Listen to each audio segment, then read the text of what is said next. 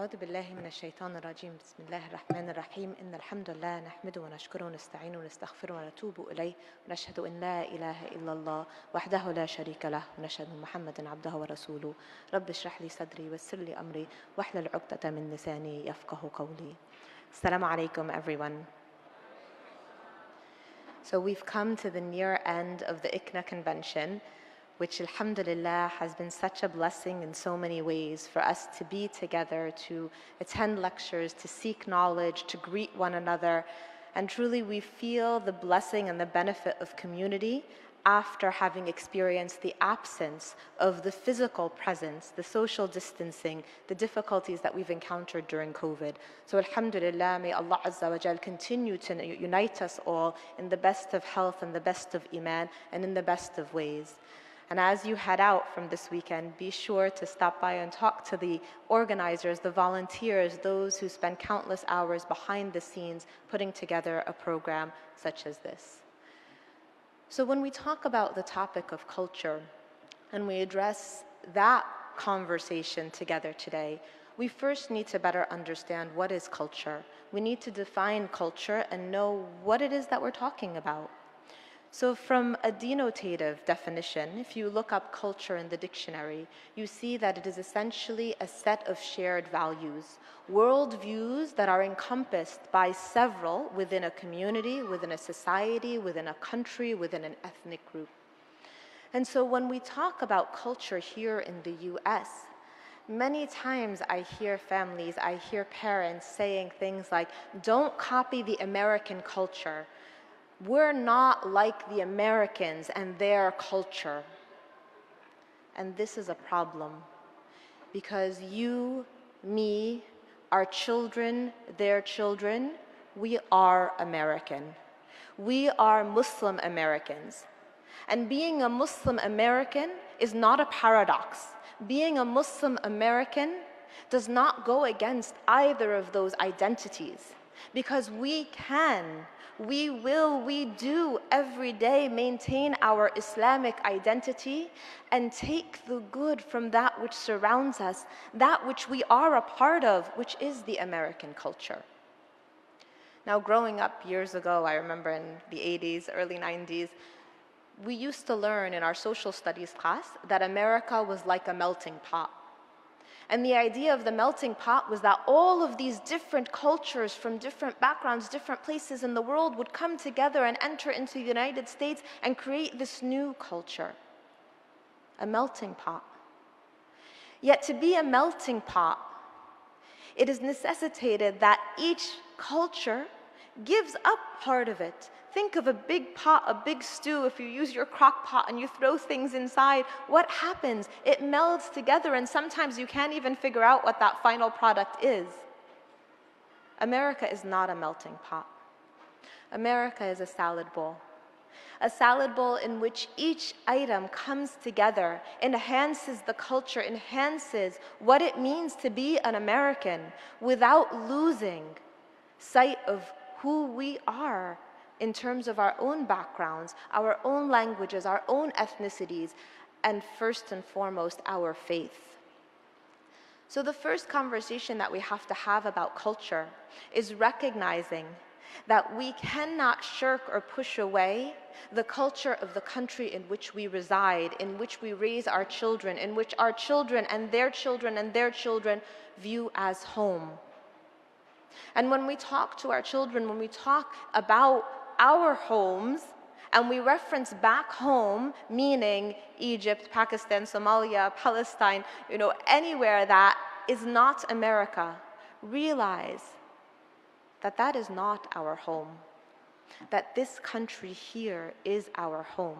And until we take ownership of what it means to be American, what it means to be a Muslim American, until we take ownership of that role, we are going to struggle.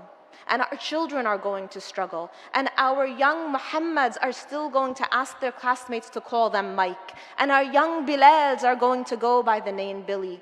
And our children are going to be one person in their schools, in their sports, outside of the home, and they're going to be a different person within the masajid and within their homes. And we need to stop that. And we need to stop it by first recognizing and understanding the differences that exist between cultures. And again, when we look at culture as a set of shared values, as a set of worldviews that are shared across different categories, we know that even within America, the culture is not monolithic. The culture is not one, but again, that salad bowl concept in which you have the pieces of so many different countries, backgrounds, cultures coming together. So what do we see as being different here in the US, as opposed to many of maybe the cultures we came from back home, whatever back home might be in our minds? First, we recognize that for many of us, either we have immigrated to this country, our parents have immigrated, our grandparents have immigrated, or even as so many of the indigenous Muslims in America who preceded the colonization of America had ancestors that either migrated or were forced in migration here. So we know that for all intents and purposes, America was built as a country of muhajirun. Just as at the time of the Rasul sallallahu alaihi wasallam, those who took that hijrah, the muhajirun who left Mecca and entered into al-Madinah, the Rasul sallallahu alaihi wasallam first implemented the pact of brotherhood, ahd al-ukhuwa, that connection between brothers in which every muhajir was partnered with one from al-Ansar. And what was the purpose of this brotherhood? What was the purpose of this pact? It was so that those who were coming into the country, who immigrated, could learn from those who were already there, those from Mecca. A culture which was very business and trade oriented could learn from those in Medina, a culture and a society that was much more agricultural. And we see differences in the women of the Meccan period and the women after migrating to Medina.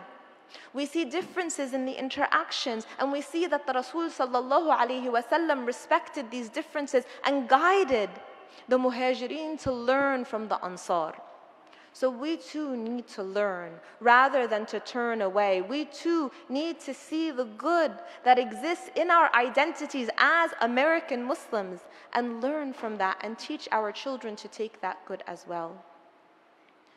Now, when we look at the differences in cultures, we utilize a system that is known as Hofstede's value dimensions. And these value dimensions look at 5 different areas in which there are cultural variations in how we interact with others. And if you've ever taken a compatibility counseling course with us at Cornerstone, at our organization, you know that we utilize these dimensions as well to help us better understand the differing cultures between 2 individuals who are coming together for marriage. And they may have the same ethnic background, they may have the same racial background, they may come from the same country, their parents may come from the same country, but they still may have cultural differentiations. Because culture is the shared set of values. And if they're not shared, there can be differences. So what do we look at? One of the first aspects that we look at in terms of value dimensions is individualism versus collectivism. And we rate cultures on a scale of which culture tends to be highly individualistic and which culture tends to be highly collectivistic. We know that in our deen, as Muslims, the concept of the ummah is critical. We know that in our deen as Muslims, the concept of the family unit, of the togetherness, of the united aspect of moving forward, not just focusing on the nafs, is so critical and important. We also know that here in the US, there's a great deal of stress and focus on the individual. Our children are taught from a young age, be you, do you. Our children are taught from a young age in secular education, in popular culture, in that which surrounds them, to focus on the individual, to focus on the nafs, and to meet the needs of the basis self, of the nafs al-ammara. While we, from an Islamic perspective, may be guiding our children and focusing on elevating them to reach that pinnacle of the nafs al-mutma'inna, the contented self, the self that understands and recognizes what Islam and what Allah Azza wa Jal guides us towards. As Dr. Asif had mentioned previously, the limitations that we are given for our own good and the good of the ummah. And to recognize that, to accept it, to embrace it, and to reach the nafs al-mutma'inna. But this is not what our children are taught. This is not what the culture here in the US tends to focus on, because an individualistic culture focuses instead on the self, on that nafs.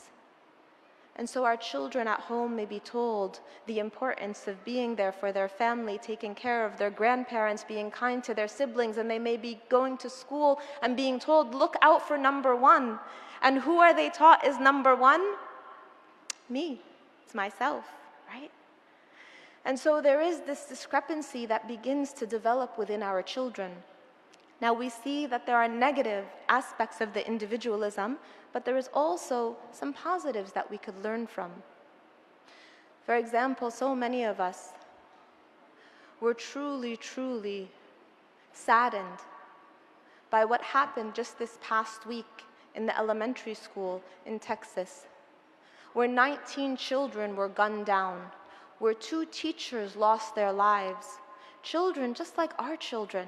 Children that were dropped off in the morning by their parents, expecting full well to be taken care of, for them to be safe, and children who will never hug those parents again. Children who will never, in this dunya, be with their parents again.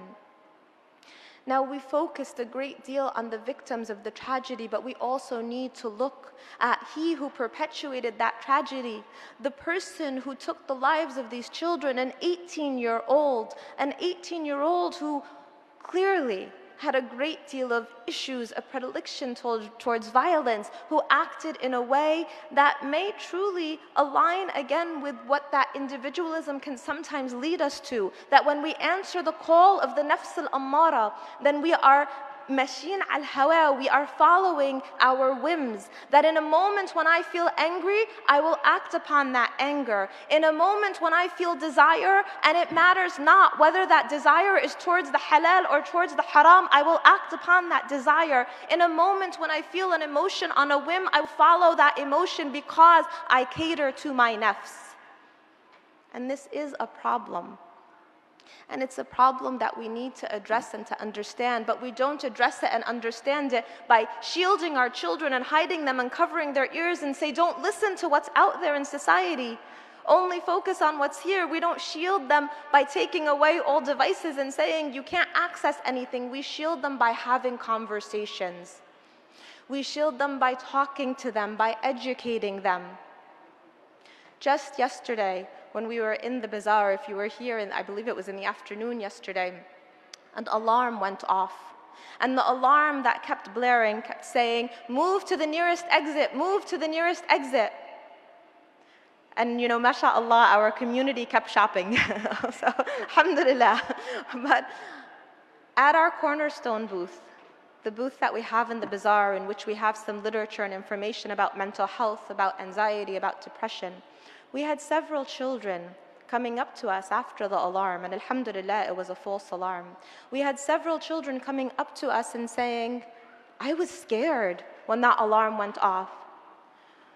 One child said, I didn't know what anxiety was before I came to this booth.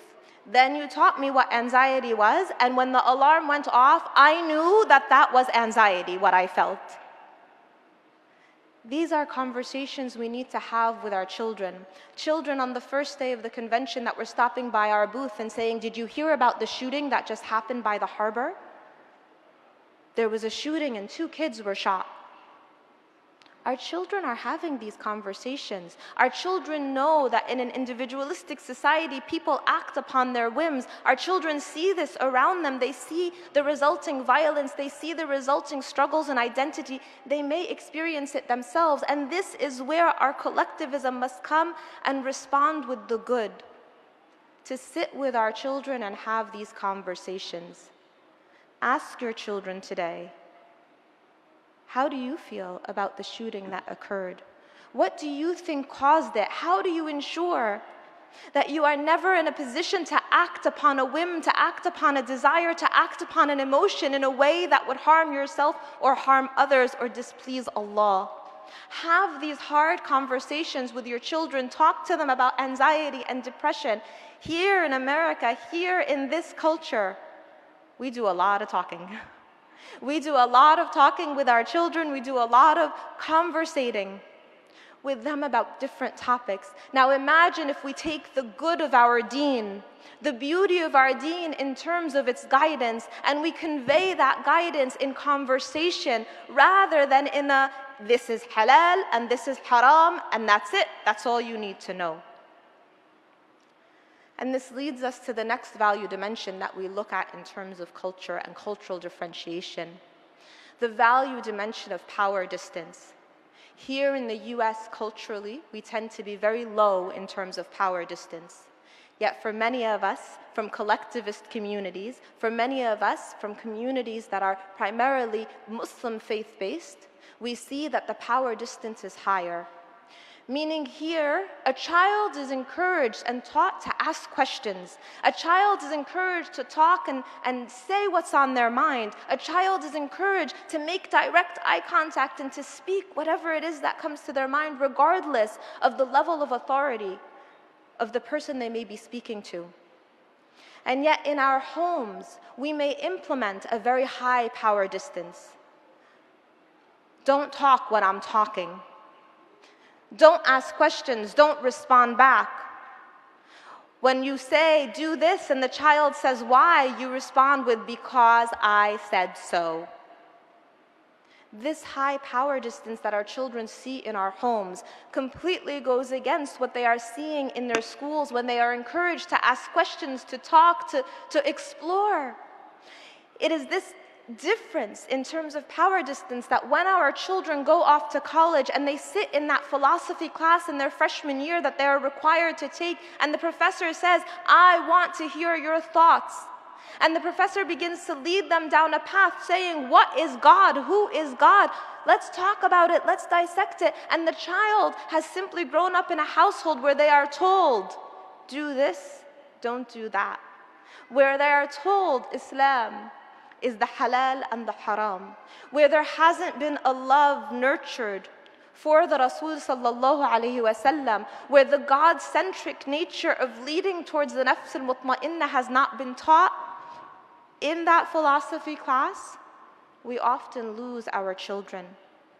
We lose our children because now they are in a position of low power distance where they are being encouraged to talk, they are being encouraged to think. But that thinking is being guided by that which is other than Islam. And so it is incumbent upon us to create within our households a recognition and an understanding of what our children are up against in terms of the power distance outside in society, and to begin to envelope within our own homes a sense of development of critical thinking. A guiding of our children where we don't just tell them, pray, pray, pray. You're going to go to Jahannam if you don't pray. And instead, we guide them with love, with understanding, with compassion, and with explanation and conversation. And we tell them, when you enter into your salah, you are entering into a conversation with your Creator. And who is your Creator? Your Creator, Ar-Rahman Ar-Rahim. Your Creator, Al-Wadud, the one who loves you more than any human love is capable of comprehending. Your Creator, you are right now entering into a conversation with the one who you will answer to. Now imagine if we guide our children to see their salah in that way, rather than having them see it in the way of a strict order, do this and that's it. Imagine how much better equipped they will be when they enter into that freshman year philosophy class. When we teach them not just to memorize the Quran, but to live the Quran, and to live the Quran in the way that the Rasul sallallahu alayhi wasallam was a picture, an epitome of the walking Quran. Now, as we move forward in those differences of value dimensions, we see that the next value dimension that we look to is the one on contextualization. And contextualization is linked back to whether someone tends to be highly contextual within their culture or lower on the scale of contextualism. Contextualization refers to our nonverbal cues. Many of us maybe have children who, when we tell them, did you do this? Yeah.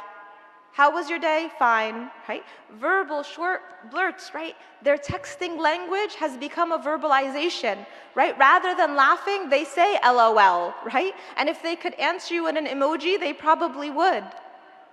And this is because here in the US, we tend to be lower on the contextualism scale, but as Muslims, we tend to be higher in contextualism. So we may be sitting with our children, we may say something, and we may look at the expression on their face and say, "Don't look at me like that." And the child's like, "What? I didn't look at you anyway," right? And yet there is something nonverbal that is going on there. So understanding the contextualism, understanding also the impact of how we say things, not just what we say, and how important it is for us to be in tune of how we say things. You know, I often reference in the marriage talks and the family talks the verses of Surah Ar-Rum.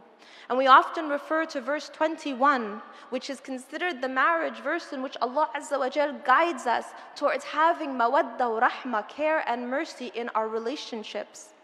But these verses within Surah Ar-Rum are essentially like a series that must be taken in context. And when we start with verse 20 of Surah Ar-Rum and go down to verse 24, an entire story of communication is written for us. Because in those verses, Allah Azza wa Jal reminds us that He has created us as humans who have dispersed through the land. That we are different, and we are coming from different cultures, different backgrounds. And then it is a miracle, right? That He has brought us together. ذَلِكَ لَآيَاتٍ لِقَوْمٍ. And each of those ayahs ends with a different reminder of the miracle in bringing us together. He has brought us together as mates, as husbands and wives. And the verse that follows that is a verse that reminds us that there are differences, اختلاف ألوانكم, that there is differences in our colors, وَاخْتِلَافَ أَلْسِنَتَكُمْ, and differences in our tongue. And the verse that follows us, that one reminds us in the end of it, ذَلِكَ لَآيَاتٍ لِقَوْمٍ يَسْمَعُونَ. Allah Azza wa Jal is reminding us in those verses, you are different. You are different from your children, you are different from your neighbors, you are different from the society that you live in, just as the Muhajirin from Mecca were different from the Ansar in Medina. But that doesn't mean that our differences need to divide us. It doesn't mean that our differences should pull us apart. It means that we learn from those differences. And we learn how to live with one another in those differences and to raise our children with an understanding of those differences. So we got to the third value dimension, I believe. We talked about individualism and collectivism and power distance and contextualism. Another value dimension that we see that is differentiated here in the US from a lot of the cultures that we carry with us with an Islamic perspective is the concept of uncertainty avoidance. And we see that here in the US there tends to be a higher uncertainty avoidance, whereas the Muslim perspective tends to have a lower uncertainty avoidance. What does that mean? For individuals that come from a Muslim background, for us practicing our Muslim faith, very often when someone says, "What are we going to do?" Or our children, maybe they say, "Mom, I want to go to Chuck E. Cheese." And our response might be, "Insha'Allah." And what's the follow-up response from our kids? "But when, Insha'Allah?" Right? When, Insha'Allah?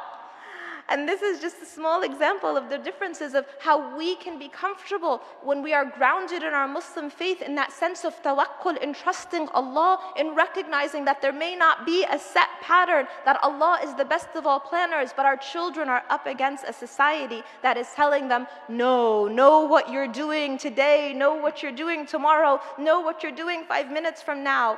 And so we are trying to find that balance in guiding our children through that dichotomy that they may be facing. And the last value dimension that we address is the value dimension of time, the monochronic versus the polychronic.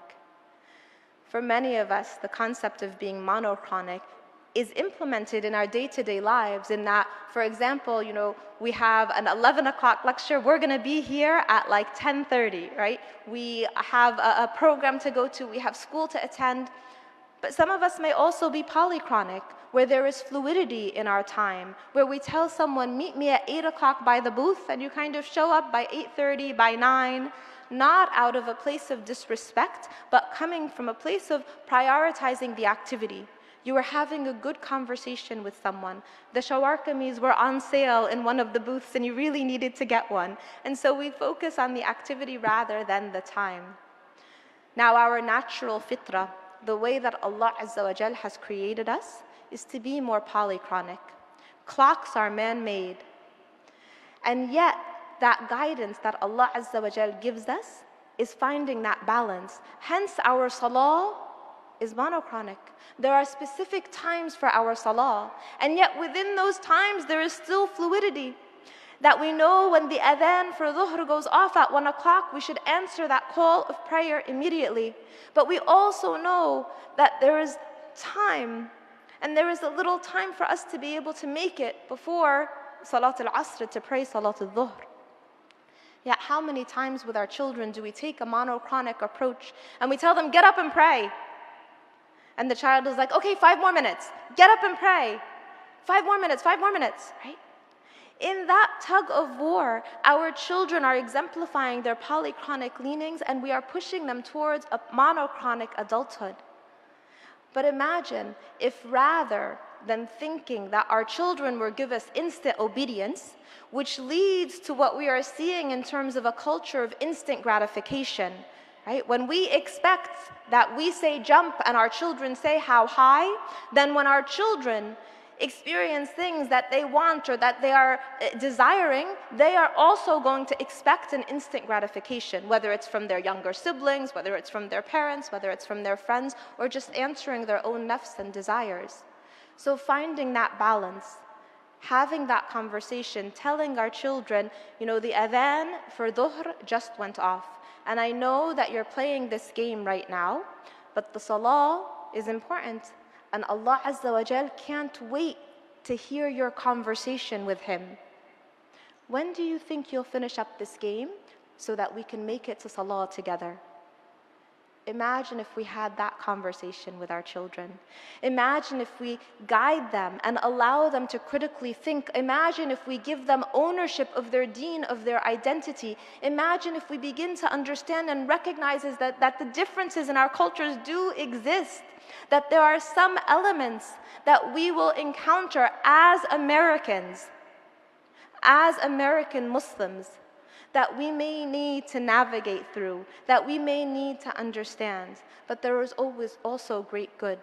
The great good that exists in the diversity that we see here in the US, many times in the country of origin that many of us may have come from, we see rampant racism. We see such almost a similitude of the way that individuals look, the way they act, the food they eat, that there becomes this fear of that which is different. And here in the US, alhamdulillah, we've developed an understanding of that which is different. But there's still some fear sometimes. The fear of losing our children, the fear of our children losing their identities, the fear of us losing what is most important to us, which is the God-centric focus on Allah Azza wa Jal. But brothers and sisters, mothers and fathers, don't ever parent from a place of fear. Don't ever practice your deen from a place of fear. Practice it from a place of love. Parent from a place of love. This is what Allah Azza wa Jal guides us towards. To be able to practice that parenting from a place of love. And practicing from a place of love does not mean that we don't discipline. It means that we seek to understand. It means that we listen. It means that we learn the tongues of our children. It means that we learn the tongues of our community so that we can understand. And in that process of understanding, in that process of seeking knowledge, then we begin to articulate and be able to respond to what it is that surrounds us. So I pray that Allah Azza wa Jal guides us all as parents, as community members, as leaders, to listen more, to conversate more, to be able to have those difficult talks with our children, to address the societal norms that we're seeing around us and present our deen, our love of our faith and our following of the Rasul sallallahu alaihi wasallam as the solution to so many societal ills, because truly it is. But first we must understand it, we must know it, we must act upon it. And I pray that Allah Azza wa Jal guides our children through these rough waters and these difficult times that we see currently and that are yet to come. And I pray that Allah Azza wa Jal protects them and allows them to maintain their deen, maintain their identity, and return to what it means to be a Muslim American, strong in faith, strong in action, and a strong example and role model for our communities. Jazakum Allahu khair.